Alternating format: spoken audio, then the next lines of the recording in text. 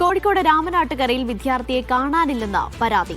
രാമനാട്ടുകര സ്വദേശിയും +2 വിദ്യാർത്ഥിയുമായ മുഹമ്മദ് സിനാനെ കാണാനില്ലെന്നാണ് പരാതി. ഇന്നലെ രാവിലെ മുതലാണ് വിദ്യാർത്ഥിയെ കാണാതായത്. ബന്ധുക്കൾ തേഞ്ഞിപ്പലം പോലീസിൽ പരാതി നൽകി. സമീർ സി മുഹമ്മദ് വിവരങ്ങൾ നൽകും. സമീർ, എങ്ങനെയാണ് ഈ കുട്ടിയെ കാണാതായത്? അന്വേഷണം എങ്ങനെ പുരോഗമിക്കുന്നു?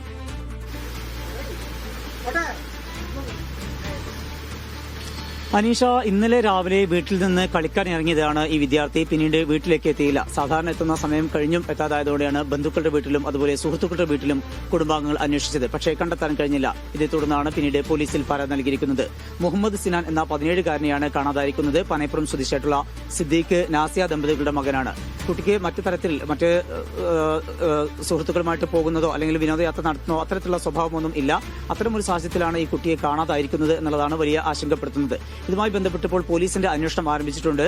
കോഴിക്കോട്, മലപ്പുറം ജില്ലകൾ കേന്ദ്രീകരിച്ചുകൊണ്ടുള്ള അന്വേഷണത്തിലാണ് തേഞ്ഞിപ്പലം പോലീസ്. പ്രധാനപ്പെട്ട കേന്ദ്രങ്ങളിൽ നിന്നുള്ള CCTV ദൃശ്യങ്ങൾ ഉൾപ്പെടെ പരിശോധിച്ച് വരുന്നുണ്ട്. പക്ഷേ കുട്ടിയെ ഇതുവരെയും കണ്ടെത്താൻ കഴിഞ്ഞിട്ടില്ല. ഈ ചിത്രത്തിൽ കാണുന്ന ഈ കുട്ടിയാണ്. ആ കുട്ടിയെ കണ്ട് തിരിച്ചറിയുന്നവർ വളരെ വേഗത്തിൽ തേഞ്ഞിപ്പലം പോലീസിലോ ബന്ധുക്കളെ അറിയിക്കുകയാണെങ്കിൽ വളരെ ഉപകാരമാകും. അത്തരത്തിലുള്ള ഒരു നടപടി ആരുടെയും ശ്രദ്ധയിൽപ്പെടുകയാണെങ്കിൽ അത് ഉണ്ടാകുമെന്ന് തന്നെയാണ് നമ്മൾ ഈ വാർത്തയിലൂടെ പ്രതീക്ഷിക്കുന്നത്.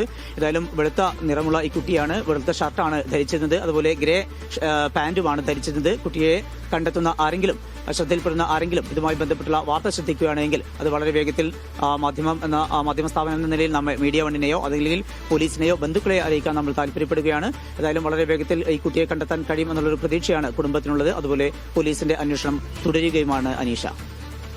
ശരി, സമയം.